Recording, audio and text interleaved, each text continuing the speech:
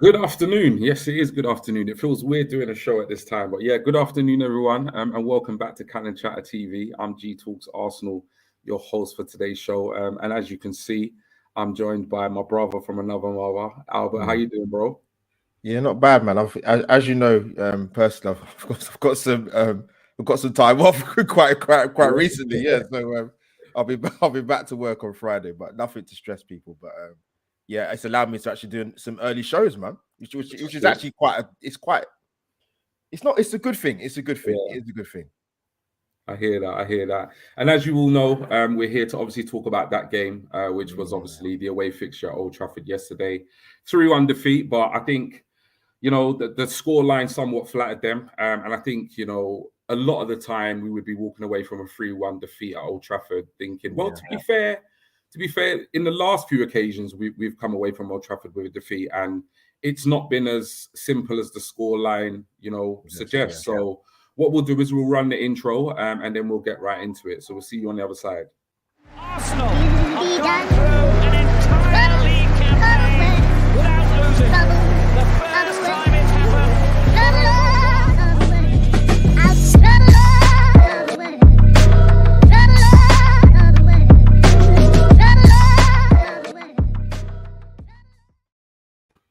So yes, people, like I said, good afternoon and welcome back to Cannon Chatter. G Talks Arsenal is here, your host. And obviously, like I said, we've done our introductions. Albert's here. So pleased you could join me today, Albert. I know, like me, I've not been really doing kind of middle of the day content, but it's kind of a little bit of a breath of fresh air, to be honest. It is. It's kind of nice to like mix it up a little bit every now and then. Do you know what I mean? So Mm. we've got a comment flown in already. I'll see it coming. Yeah. Wow, man, geez, we've got here. I'm not sure how to pronounce your name, and I really don't want to absolutely destroy it. So, but I take on board your comment. Sorry, we will not finish top 4 this year.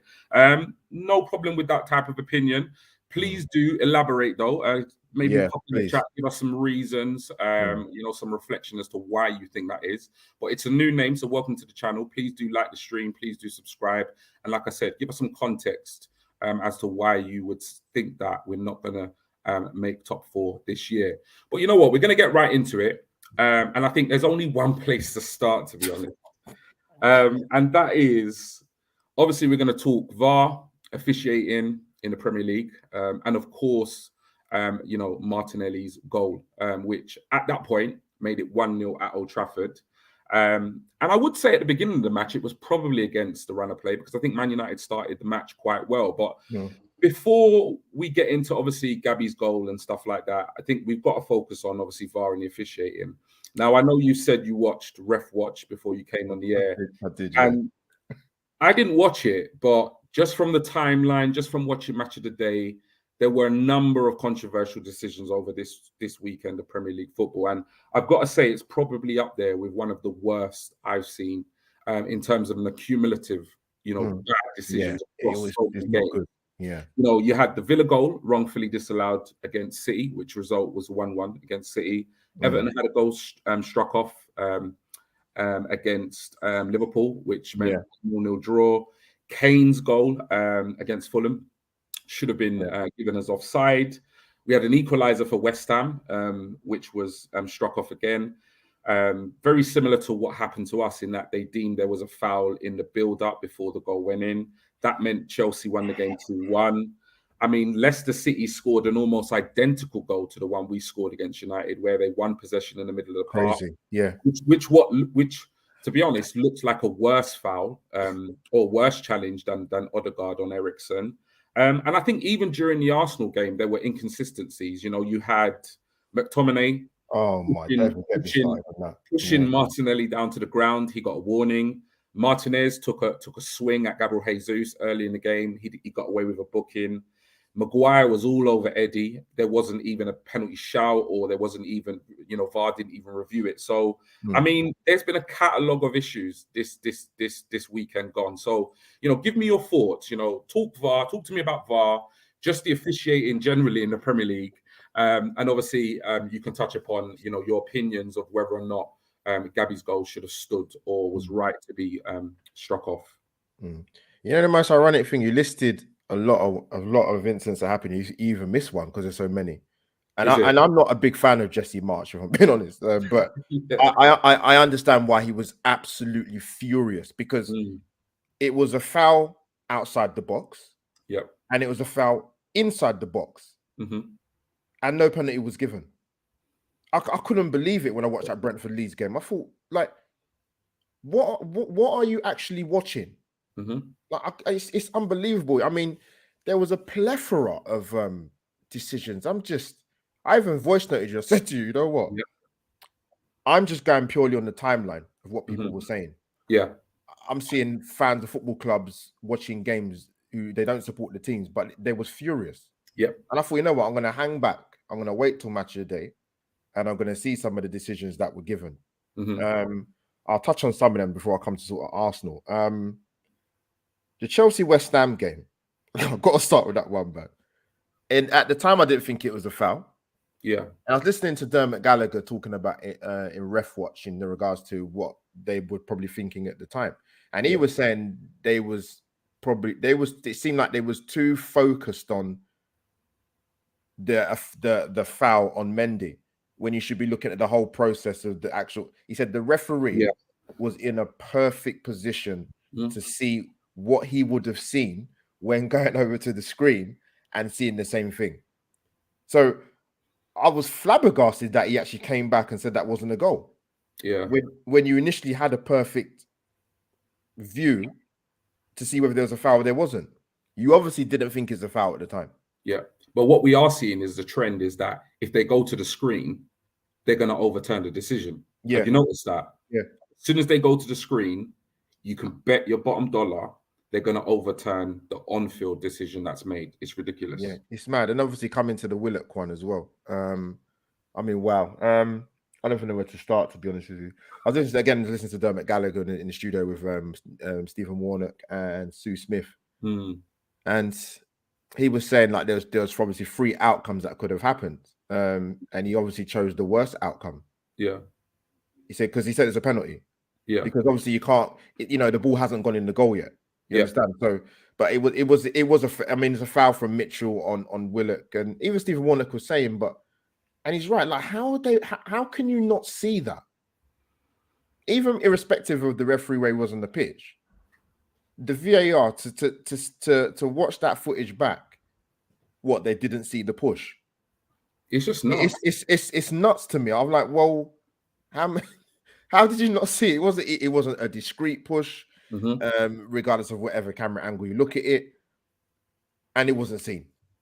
Like you said, there's loads of decisions. I'm sure I'll come back to my head, but and even with the McTominay situation, I look at that and a blatant push on Martinelli, a poor tackle I think on Martinelli again. I think it was centrally, and then the WWE move on Jesus. The guy at that point in the match, he either shouldn't be in a position to make that challenge, or he should be red carded. And he only got a yellow, with a foul on Jesus. Yeah. Now let me make it clear with in regards to McTominay, he's been getting away with this for quite a long time. If you've seen some of the games he plays for Manchester United, week in, week out, foul after foul after foul, no yellow card, nothing. He doesn't get anything. He does it week in, week out.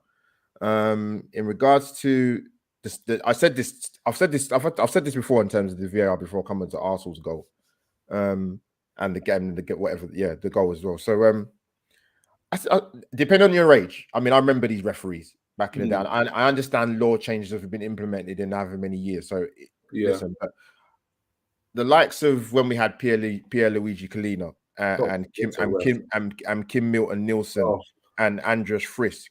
These guys should have been over in this country many, many years ago to help with officiating when they knew that there was a problem with the standard. We've missed that boat. Yeah.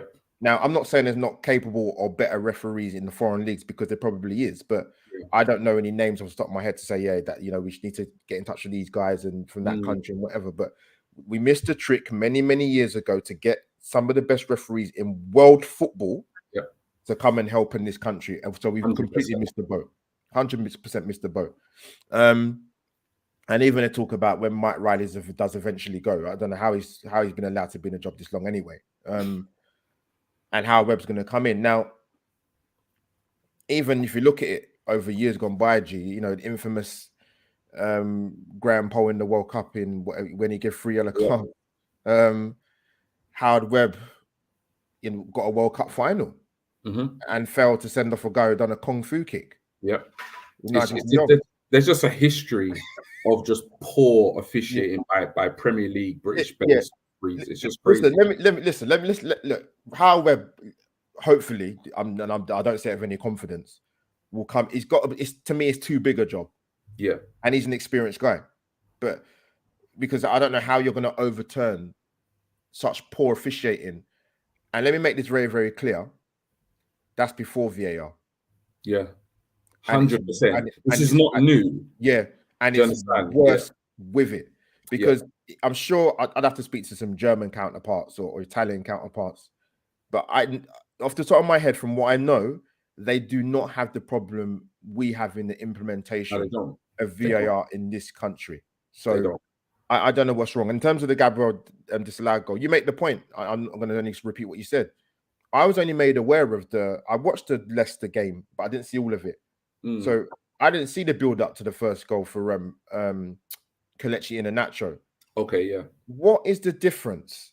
Well, I'd love to ask Dermot Gallagher. So why is you're saying it's a foul? Ødegaard and Eriksen. Okay, cool. They're doing polls, like it's 50, 53, 47, whatever. Yeah. Right. Why was that goal? Why was that goal allowed to stand? The first goal for Leicester, and our goal was disallowed. What is the difference? Yeah. It's just nuts.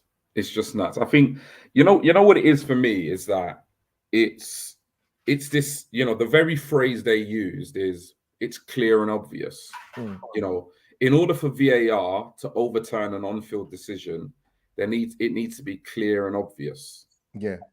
When you look at that, the time it takes for that referee Tierney to go over to that screen and spend 3 minutes looking at a series of play, it's not clear and obvious. There's no clear and obvious foul there, And I said that's the first thing that really annoys me, because a lot of the decisions that they are using VAR to overturn, they're not clear. They're kind of 50-50s. Sometimes they're like 60-40. But for me, it's not unanimous. So you've got to then trust the judgment of the referee during real game time play and just say, you know what? It's a 50-50 challenge. You just got to let it go, And then it's just like, it's the whole issue with, and I put a tweet out because I was annoyed, and I wasn't interested in any interaction. And I kind of put that on one of my tweets. I said, I'm not interested in debating this before people come at me, because I'm just going to ignore you. I just wanted to kind of get it off my chest. It's like, what kind of sport are we playing here? Are we playing basketball? Are we playing football? Because as far as I'm aware, football is a contact sport. You made the point very clear. When I sent you that voice note at the weekend and said, I think we're playing basketball, you said, like, football is a contact sport and you can make contact with an opposition player without fouling them. Yeah. And that's simply what happened between Ødegaard and Eriksen. There was a coming together. Eriksen had the ball. He didn't get a man on. Ødegaard came behind him. There was a bit of a shoulder, there wasn't even a shoulder. There was a coming together of the two players, and Ødegaard came out better. Tielemans one was definitely a shoulder. That was like a body check. Do you know what I mean? I can understand why they might have given that one. Obviously, we get the ball, we bop it to the other end of the pitch. We're 1-0 up against the run of play. 1-0 at Old Trafford. Completely different game if that goal stands. Yeah, completely different game. And this is why it annoys me, because a lot of fans, I find certain sections of certain fan bases, they're just completely like biased. And I'm going to use the word dumb. I'm going to use that word. And it's not a word I like to use, but they can't put rivalry aside for the better of the game. Yeah, very true. 100%. If it's like me as an Arsenal fan, I'm glad when we've won a game, but I can actually look at a game and say, you know what? That was wrong. That decision shouldn't have stood. Yes, I'll take the 3 points. Yes, we're top of the league. I'm not going to moan about that. But ultimately, now the game's done, use your common sense, use your brain cells and say, like, had that decision gone against your team, would you be sitting here wanting to accept that type of decision? When you look at all the officiating that went on during the weekend and all those teams that have basically been robbed points robbed results, how can you not take your United supporters hat off or your Chelsea supporters hat off and just look at it for the benefit of the game? Something needs to change. But it's like they have an inability to do it. You make a good point, because I heard people have the argument that if that was the other way around now and that had been a foul on Odegaard, Arsenal fans would have been in uproar. I'm not saying that's not. I'm not saying that's not true. Yeah. But with something like that, I can only speak for myself then. Exactly. And I would not have said that was a foul. Yeah, 100%. I wouldn't have said it was a foul. Even some people not had a go at me, but and they're gonna go. They probably would have a go at me more now because of obviously what happened at Old Trafford yesterday. But at the time when I was asked about the Saka Tyrone Mings, I actually said I actually didn't think it was. Yeah. I said, yeah, but you're asking me the question. Exactly. I was at the ground at the time. I said I need to see it again when I get home. I watched it again. I said, you know what? I didn't personally. I was the same. I was the same. When I watched it in real time, and obviously the emotions of the game and stuff like that, I was like, that's a foul. I want a penalty. Blah, blah, blah, blah, blah, blah. Yeah. But after, when we was on our review show, I think we were discussing it. I was hosting. And I said, in my books, it's soft. I think if it was given, I could understand why it would have been given, because obviously he's got his arms around him. He's kind of, you know, he's a bigger lad, so he's kind of used his physicality, but he's got his arms around him. I could understand it be given. At the same time, like maybe it's a generational thing as well. You know, we're a little bit older than some of the sections of the fan base on Twitter. But for me, you'd be laughed at if you appealed for a penalty for a challenge like that. You know, going back in the day. So I completely agree with you. I think sometimes in the emotion of the match, I get it. I get people being up in arms. Any contact in the box, you think, pen. But if you reflect on it and you watch it back, it was soft. You know, there wasn't much in it for me between the Saka and the Mings incident in the Villa game. And I didn't feel begrudged that we didn't get that decision, you know, in that situation. Not at all for me anyway. You know, it's interesting, G. I was watching Ref Watch today. One of the talking points was the Lokonga tackle. And even in my head, I was thinking, yes, I need to see this again because I don't know what they're talking about. Yeah. I thought, come on, man. Like, I mean, seriously, man. Yeah. I didn't think it was a foul at the time. What makes me laugh though is the energy for the Lokonga tackle, but there's no energy for the Van Dijk stud straight on the shin of Onana, the Everton player.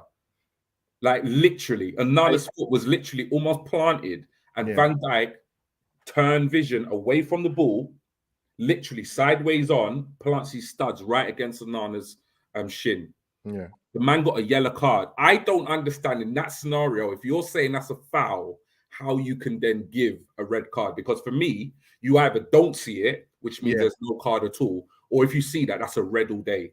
Yeah. The man's studs were halfway up the man's legs. How you can not give that as a red card is beyond me. But I said to somebody in one of my Twitter group chats, because I don't know if you've seen this, but Ian Wright actually said that it was a foul on Eriksen, which I was gobsmacked by. Really, I was surprised. I was absolutely gobsmacked. But you know what? Right, he's right. He's my legend. It is what it is. I'm not gonna say that nothing too bad about that. But I think that's the problem with football. I think in these situations, they're always down to kind of perspective and opinion, and there's a lot of grey area. So I think a lot of the time there will be kind of opposition in terms of like, was it a foul? Was it not a foul? Was it a goal? Was it not a goal? But I think where we need to see an improvement is the things that are clear cut. Yeah. Do you know what I mean? Like that Van Dijk challenge on Onana, for me, that's a red. Like that has to be given a red. You know, the goal, for example, Conor Cody's goal for Everton against Liverpool. He was level. Don't even get he was level. Like, draw all the lines you want to draw, bro. Yeah, he was level. I saw a tweet from Tony Bellew in it. Yeah, I mean, when I saw it from the one angle, it looked like he was off. But when I saw it again, I think that's one thing that does wire me up. I'll be honest, in terms of when a team scores. If you get there's been many situations like that, by the way, with the Conor Cody goal where you know it's tight, but for me, there has to be a directive. You say you give the benefit to the attacking team. when you go down the road of chalking off goals like that, I think football's got a massive problem. Yeah. And you know what made me laugh as well, G, just to finish up, Yeah. I'm not saying you can't praise referees, right? Mm. And I'm speaking for myself when I say this. I'm not going to talk for you, G, or any other Arsenal fan. I was listening to Rob Watton talking to Dermot Gallagher today, talking about the United first goal, right? How that Paul Tierney should be applauded for playing an advantage. And I'm like, I'm not a referee official, and I never have been. But any referee with common sense in that position would play advantage. Yeah, they would play advantage. I'm not going to praise Paul Tierney for letting that flow, because you should be doing that anyway. Yeah, it's like saying to bus driver, oh yeah, well done for driving that bus today. It's not what we're supposed to do. Do you know what I mean? It's just when I saw that, G, I said, you know what? I actually think I am done with watching. I'm glad I didn't see the second half of the show. Yeah. It's crazy. It is crazy. I think you know what it is though. It's like, because I must admit, after the game yesterday, I was mad. I was, and that's why I didn't interact too much. I put up my tweets and I didn't even comment because I was mad, and I try to avoid interacting when I'm mad. So what it was for me, I think, was when you look at all different sports around the world where this type of technology is being used, exactly, it works perfectly. I watch cricket. That's something that I watch, and you have the system where they can review it. If they want to appeal, the umpire's decision, it works perfectly. They review it, they put it on the speaker, everybody can hear what's being said, everybody can see what's being done, and the decision is made, and there is no argument. There is no argument. And I know you watch rugby union, sport to me, rugby union, etc. And again, there is no confusion, there's no grey area. Nobody is left talking more about the decision than the match. And what we find ourselves in now is we're in a position where VAR is taking the headlines over the actual football being played. And I think and this is not new, so now we've come to this, now we're in this situation. Something drastically has to be done. It can't continue, right? It can't continue. Like, it can't be sustained. And the other thing as well is that people say, oh, there's no conspiracy, but you've got to remember, like, the Premier League is a product, and it's a product that only is sellable if it's going a certain way. And it's really difficult to not look at it and look at those results with the teams that were playing and think, hold on, is this somehow being orchestrated? Because it's interesting that the one team that had 100% record that needed catching got shafted, and all the other chasing pack got favorable decisions in their games. Now, that could be a complete coincidence. Yeah. But I mean, I do understand. I'm not saying there's a conspiracy theory, because I'm not entirely convinced there is. I just think it's poor officiating, and it's poor people, operating VAR. Because let's face it, there's nothing actually wrong with VAR. It's how it's being used, it's how it's being managed. But it is. I understand why some people do jump on the bandwagon of this conspiracy theory, because when you do look at it, we got shafted, we lost our 100% record. And all the other teams from Tottenham, Chelsea, United, Spurs, I already said them, Man City and Liverpool all got favourable decisions that meant they either got a draw or they got the win. So, the jury's out whether or not, is it a massive coincidence, or, is there more, kind of foul or corruption at play? Because I know the word corruption has come up quite a bit in our conversations, when we've had them, over decisions. But I think we could do a whole show on this, but I think we better move on, given how much time we've spent already. We've got JC here saying, good afternoon, lads. Hope you're both well. Big up, JC. Thank you so much for tuning in. And the gentleman has come in back to say the reason why he feels we won't finish top four is because there is no midfield. Partey injury prone, El Nene, long-term injury, Sambi not good enough. Edwin Arteta knew they are short. They didn't get a centre mid. Now seems we need a winger. We were so close. 2 additions needed, 100%. And you know what? We will be talking later about whether or not our squad will cope with the demands of Premier League and European League football. So we'll come back to that. We've got Brendan here, who appeared on the show the other day for the first time. Big up yourself. Afternoon, gents. Should have won the game without those poor decisions against us.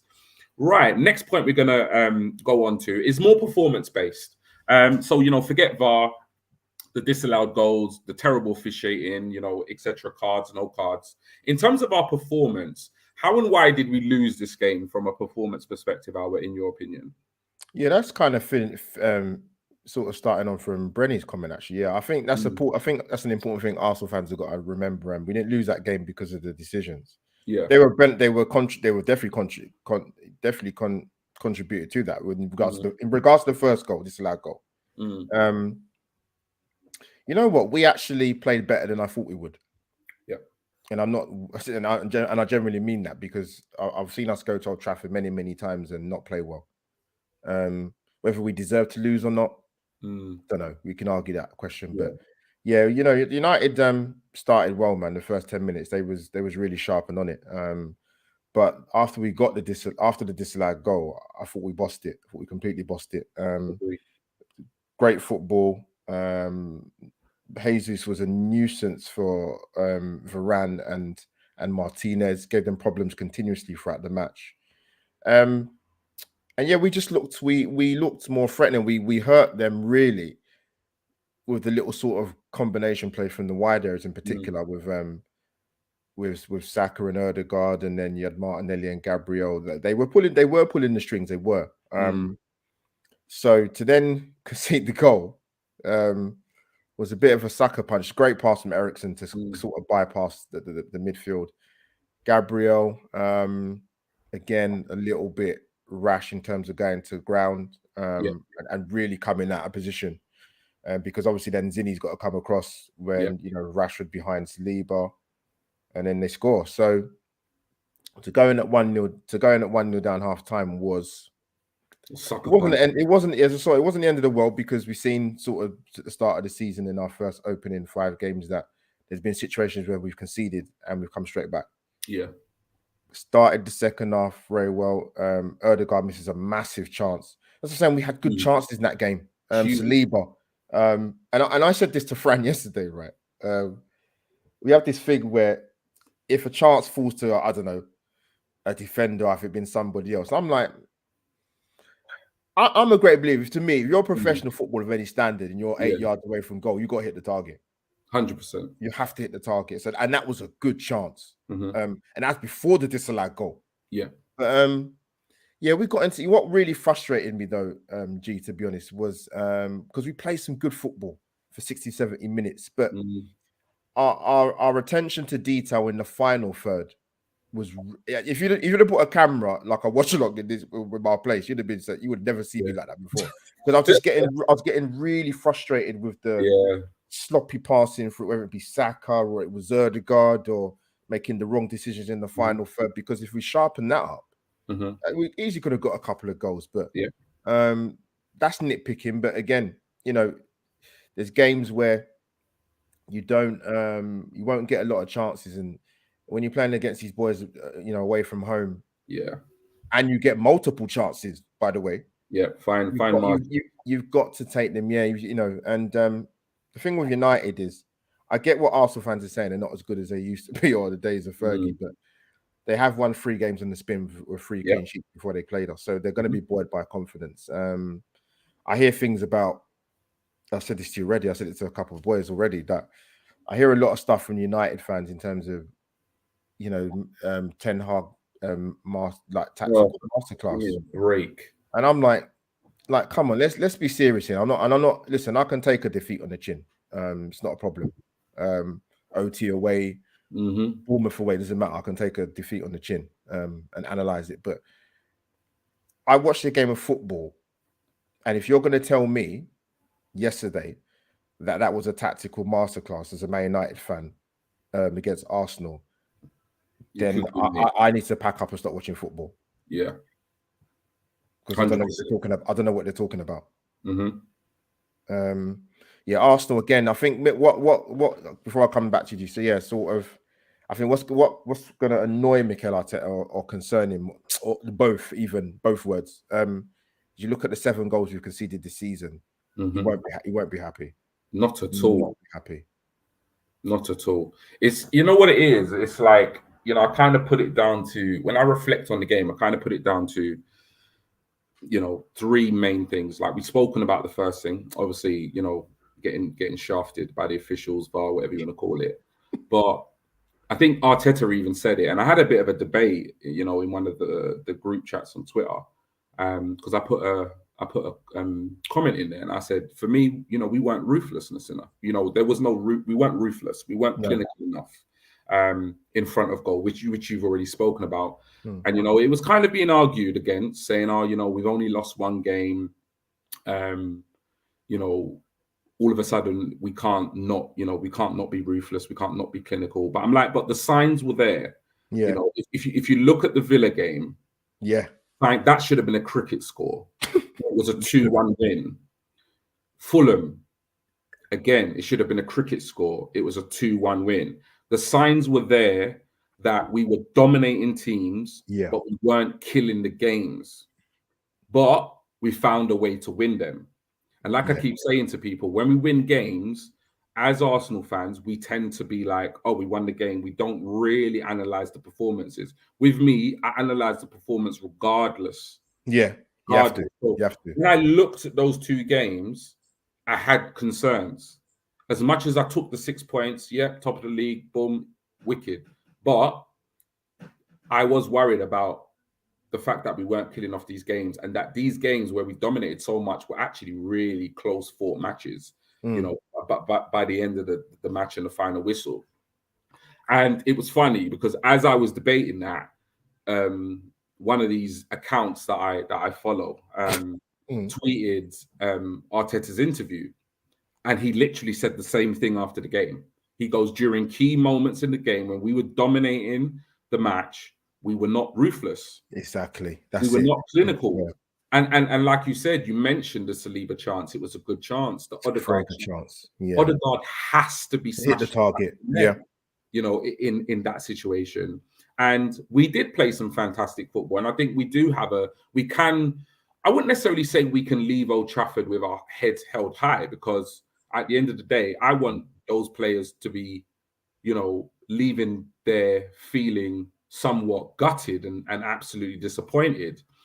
Proud of some of the play and the performance, but absolutely gutted that they didn't actually, you know, transition that play into 3 points. Because for me, we bury our chances. We win that game comfortably. Yeah, absolutely comfortably. The only other thing that concerns me is another point that you said was the goals we've conceded. If you look at the goals we've conceded, they're poor. They're really poor. And I went into yesterday's game confident, because against United, every time we play United recently, as far as I can remember, we have all the ball, we're the better side, and they hit us on the break and we lose. That's literally however many of the last United games that Old Trafford have got. It's true. And it was the same thing that happened. And the reason why I was a bit more confident is because I thought, oh yeah, you know, we could probably afford to play a little bit more of a higher line against United, because obviously we got Gabriel, we got Saliba there.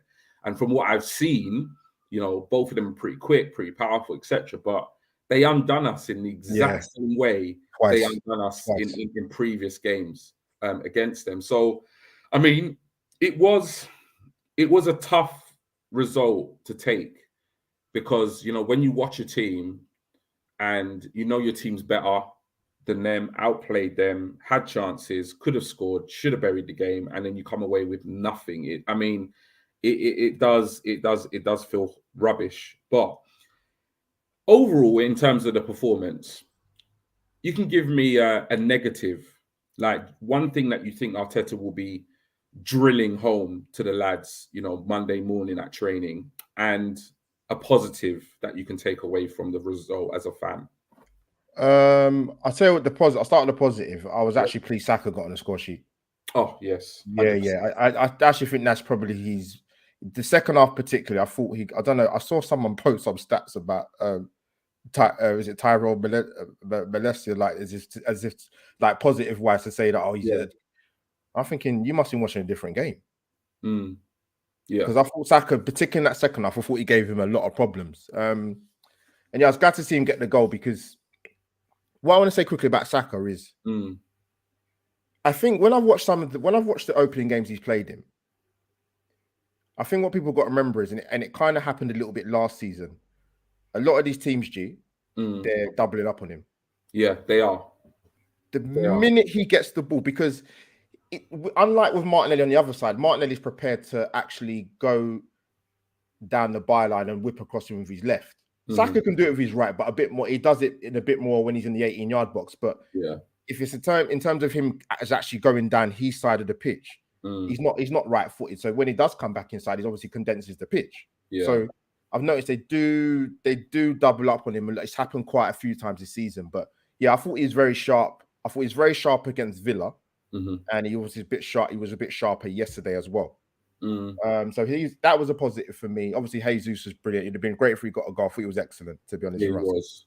A negative for me, again, it comes back to being ruthless. Because you saw at one point, I think it was on the 60 minutes, it came up that we had 34 touches in the opposition box. No, that's a lot. That is a lot. You're trying to walk it into the net. Yeah, someone has to. I've said this before. Someone has to take responsibility, whether it be Saka, and particularly Erdegaard, because they do get themselves into brilliant positions. Someone's got to pull the trigger and just shoot. 100%. And Mikel Arteta, I'm sure, must be telling them, but in the game, this not happening. It's happened quite a few times, actually, to be honest. It happened last season, happened this season. So someone just take a bit more onus to get the shots off. What was funny was that, so I actually saw somebody put this on Twitter. I think they said something about it was kind of Wenger-esque performance in obviously, no disrespect to Wenger, obviously won Premier Leagues, FA Cups, etc. But I think they were talking about, obviously, during the periods of time where, we weren't as successful as, we ought to be. And we did have there was this kind of thing about Arsenal where they want to walk the ball into the net. We were taking too many touches. And, there was a lot of criticism for during Wenger's era, regardless of when it was, that we did always dominate matches, but we often didn't win them. So in a way, I could understand where the person was coming from, because it did feel like that.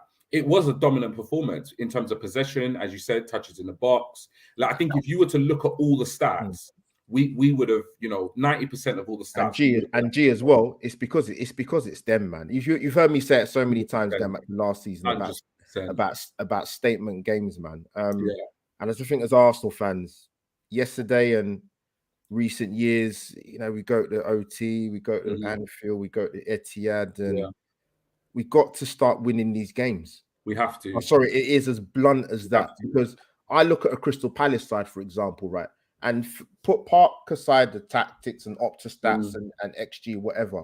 I've seen a Palace side go to Man City in the last 3 or 4 years and turn them over. Yeah, and they was actually very unlucky this season. Yeah, that they didn't. Yeah. So we've got to start going to these grounds 100%. And winning. 100%. No, I completely agree with you. Comment here, afternoon, gents. Should have won the game without those poor decisions against us. We've got Brendan again here saying one-sided game for me. I saw ref watch. Should be called blind watch. Dermot Gallagher doesn't see anything. Brendan, if I was him, I wouldn't even have come into the studio. No, I hear you. Don't get me wrong. There was some. Don't get me wrong. I don't follow all the rules because I think I'd have to take a week off just to read the rule book in terms of what's right and what's wrong. But when he explained it, and the thing is, at least you get an explanation from him. I know he's brought on there for that reason, because I'm not a great fan of the rest come out after games and whatever, because I just think you're just opening yourself up for a complete hotbed. But we can't, like you say, G, we cannot continue. We can't officiating in this country the way it is. We can't, because I don't know whatever stupid meeting they're going to have today, or how big a priority is. But we'll see. Yeah, I'll be honest with you. Like, last thing I'll say on it is that I don't envision there ever being a time when I won't watch football or won't watch Premier League football. But I've got to be honest. Like, Sunday night, I kind of questioned, like, you know, why I'm so in love with the sport, because I just think to myself, like, I'm investing all this time, all this love, like for my entire life in the sport. And it's clear in front of my eyes that there is bias, there is corruption, you know, there is a very poor standard of officiating to the point where teams are not winning points and getting results based on merit. They're not doing it. You know, they're losing points and not getting results based on, you know, the poor officiating in the Premier League. So, I mean, like I said, I never envision a time that I won't watch the Premier League. I won't watch Arsenal Football Club. But, I mean, the feeling after that match, compounded by the other results in and around the grounds in the Premier League, I just thought to myself, yeah, wow, this is something's got to change. Yeah, it has to. It has to. It's just not right. It's just not right. And there is obviously Brendan 100% agreeing with you. But yeah, so we'll park that now. We'll actually park the United one. We get it out of our system. We move on. And obviously, you know, the game that we've got coming up this week, we've got FC Zurich on Thursday, you know, kicking off our Europa League campaign. Obviously weren't in Europe last season. So we just had the league to focus on.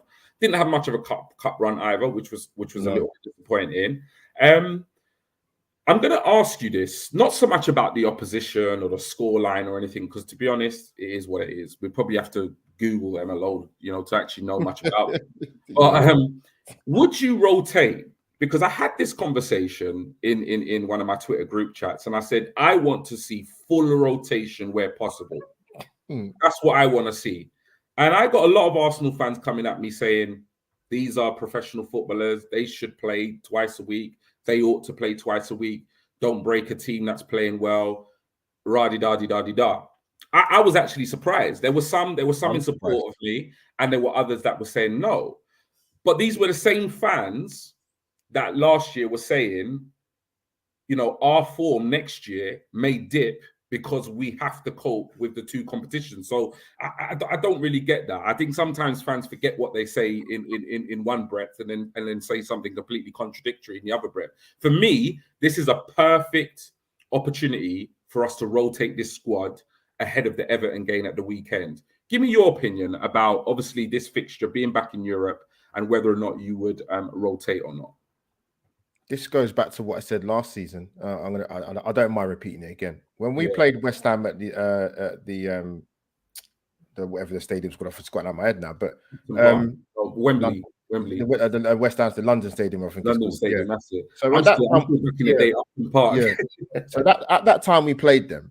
Yeah, West Ham had played 11 more games than us. 100%. That's 3 months worth of football. Yeah. So, and Arsenal fans knew with the squad that we had, the strength and depth wasn't enough. We knew from January that it wasn't strong enough.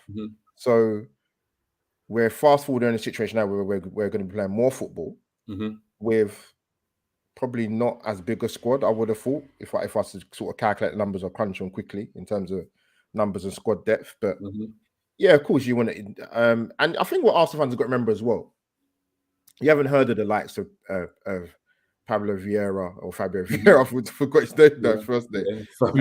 Marquinhos. Like you're gonna get to see these guys play.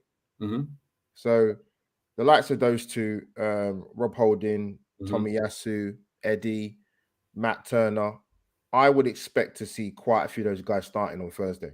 100%. Because otherwise, why are they here? Why are they here? Exactly. And we need to see Matt Turner, to be honest with you, because we need to know we've got a competent and good enough number two, which are not easy to find in the league. Hence the reason why United went and bought in Dubravka. So definitely. I think Arsenal fans need to remember, like, there's a lot of these games are a bit of a slog when it comes to the group games in Europe. So it's 6 games and these last 32, last 16. That's a lot of football, G. So we're gonna need to utilize his squad. So I'd expect a majority of those guys to come in come Thursday. Yeah. So just quickly throw at me. So you'd start Turner in goal. I'd start Turner in goal, yeah. What would be your back four?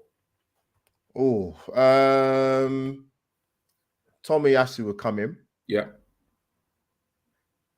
I assume Tierney would probably come in as well, to be honest. Back, because if Zinchenko came in and started against United, And I get there might be a bit of maybe been a bit of a style conflict, but I'd expect Tierney to come in. Who would you and play? why not? Yeah, because he wouldn't. To me, if you look at it logically, I wouldn't expect to see Zinchenko start on Thursday. No, I wouldn't personally. I didn't think I don't understand the logic why you would, to be honest. Do you know what I mean? Holding. Yeah, you know what? With Gabriel, I would play him again. Okay, because he's inconsistent, isn't he? He started okay this season. Yeah. I see Arsenal fan getting not trigger fingers, but they're just kind of a bit concerned. They're getting a bit frustrated. The frustration is building with Gabriel. I can sense it. But the midfield wise, oh god, this is what I was going to ask you next. The midfield, I really don't even know if we can rotate, because right now our only not even a recognized 6 is Sambi, and the guy that's playing number 8 all the time is Xhaka. So is there anyone in the squad?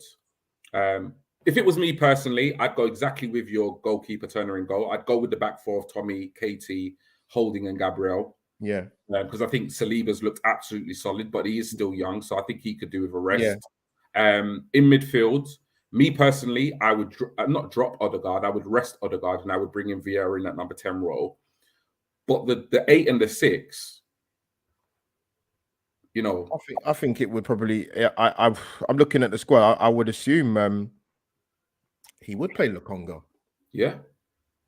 Because really, I don't think he'd play Xhaka, so he'd have to play Lokonga, and then hopefully Marquinhos gets some minutes as well. Yeah, maybe bring Smith Rowe in the number 8, but rumors are that he pulled up in the post game warm down. I heard about that. Yeah, I did. I was like, that's a concern. That's a big concern because he's technically rotation for Martinelli. Yeah, he can also play the number 10, even though for me he's not a number 10. Yeah. I know he wears number 10, but for me. He's not a playmaker. I don't see him as a playmaker. And in my eyes, the number 10 was kind of a bit of a playmaker role. And he can also do a job at 8. So his injury, if it is confirmed, is a massive concern, particularly with the injuries to Mo and Thomas Partey already. Yeah. So if we go in with that goalkeeper back 4, midfield of Sambi, Xhaka and Vieira, because ultimately right now we can't afford to rest Xhaka and Sambi. Who would be your front 3? Oh, so it depends how Smith Rowe is, isn't it? Yeah. Let's just say for argument's sake he is. So he'd come in. Yeah. Eddie, and I do want to see Marquinhos play, man. Same. I think that I'd be shocked if he doesn't play on Thursday. 100%. So that kind of does it. That's kind of the team, really, isn't it? Yeah, that's the team, and for me, that's the team I want to see. Yeah. I do not want to see the same 11 that played against United. I don't. Like at the end of the day, look, if he fields a strong side and we win that game, then it is what it is. But as far as I'm concerned, we don't need a full strength 11 to beat FC Zurich. Like we don't. And there are 6 games, so worst come to worst, even if you drop points in the opening game, you've got 5 games left in that group where really and truly you can make enough points to qualify for the next round. Plus, like you said, we need to see these players. We need to see what Turner's about. We need to see Marquinhos. We need to see Vieira. He came on against United. He looked class. There were moments. Right. He did a cameo. Yeah, he did it right. He looked like he's going to be some player. So I want to see rotation. I want to see the squad being utilized, in the Europa League games. We probably, if we were in the Champions League, we probably couldn't afford to rotate as much as that. But I think given we are in the Europa League, we might as well take advantage. Like Eddie's been coming on every single game. Give him 90 minutes. Yeah. Let him get a goal or 2. It will do wonders for his confidence. We're going back to the Premier League and stuff. So obviously we spoke about, and this is the last thing we're going to talk about before we wrap things up. We kind of touched upon it already. In your opinion, can our squad cope with both Europa League and Premier League? In the shortest layman's terms answer, no. Agreed. Because it's just I mean, it comes back to what we're saying, innit, about the transfer window. And I posed a question actually when I went to that event I went to on the Thursday, the Guna versus Cancer charity event. Yeah, really good podcast with Sophie, Tom, Harry, FK, and James Bench. And I said, I looked at it sort of the end of last season. Mm. I see people talking about like the conversations that have been had. We need 8 or 9 and all the other players. I'm like, we're not going to get that in We're not one going window. to do that. So realistically, I said our Arsenal minimum need to bring in 4. Yeah, and we did well to bring in 5. Yeah, yeah. I know. I see. The thing with that is, I don't class Matt Turner because because he come in Jack. Yeah, so I always say that to people. They're like, "Oh yeah, we got." I'm like, "We didn't get 5. We had 1. It's 4. If you look at it, it's 4." Yeah. If you're gonna say 5, then you could argue that with William Saliba, who's been here for 2 years, but hadn't played. True. But we needed 1 more. I probably would even say to you, even if we'd have got 1 more extra person in, I'd probably still have the same answer. But then I'd be a little bit more content that we brought in an extra person centrally in our midfield area. Yeah, but we didn't. So it's going to be interesting, obviously, because we're not taking into account injuries that will happen throughout the course of the season. But the short answer to it is, I don't think we can. We probably can, depending on if we get dumped out of both domestic cup competitions. Yeah. Then I could probably say we could probably just about cope. Yeah. Okay. Just about. Yeah. I feel like we will be okay during the group stages, albeit we don't get any more injuries. Yeah. I think there isn't that many games. I think there's about between 13 and 20 both. I think there's 13, between 10 and 13 Premier League games until the World Cup. Yeah. And then obviously when the World Cup happens, it finishes more or less. It's Christmas, January window opens. I do feel that we are short. I think we needed a winger. I felt we needed a CM or a DM, if not both. And I think in a way, the Thomas Partey and the Mo injury, is just ironic because, we all knew our midfield was an area of weakness. We all knew it was an area where we wanted to see somewhat of a refresh, not so much an upgrade, but a refresh. And we didn't do it. And even down to deadline day, we didn't do it. And look, here we are. We're now minus Thomas Partey and Mo. And regardless of what you think about Thomas Partey, on his day, he's an absolute baller. Yeah. Whether or not he's injury prone, we know he's injury prone. But on his day, at Old Trafford, we missed him. We did miss his caliber of player. And even the likes of Mo, his experience in there. We've seen Mo come in and do a job against the likes of, Liverpool, where he's absolutely, put in a blinding performance. So again, we missed Mo because, you don't really want to be putting Sambi in the number 6 against United at Old Trafford. He played well. I thought he played well, but he was out. Okay. It's just not what you really want to do. So I do think it's short. I think come the end of the group stages, I think it might be one of those where Arteta's going to have to pick one or the other.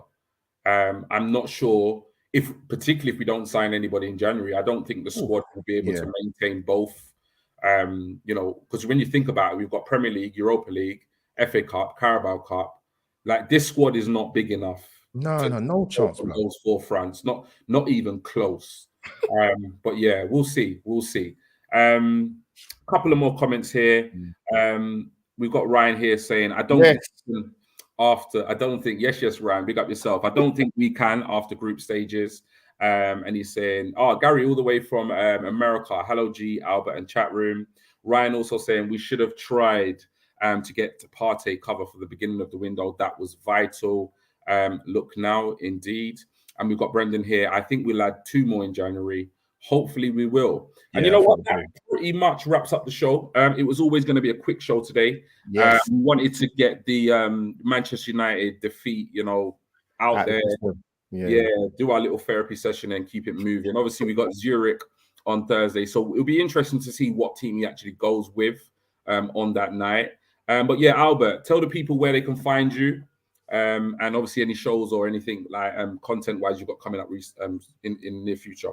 Yeah, no, G, thanks for having me on, man. It's nice to have an afternoon stream with you, man. It's the first time ever, man.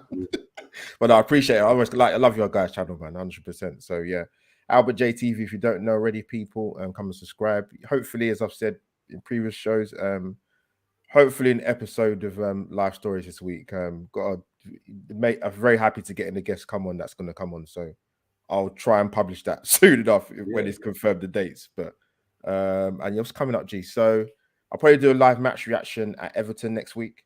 Okay. So hopefully my network will be working. Nice. Wicked. One last comment before we go.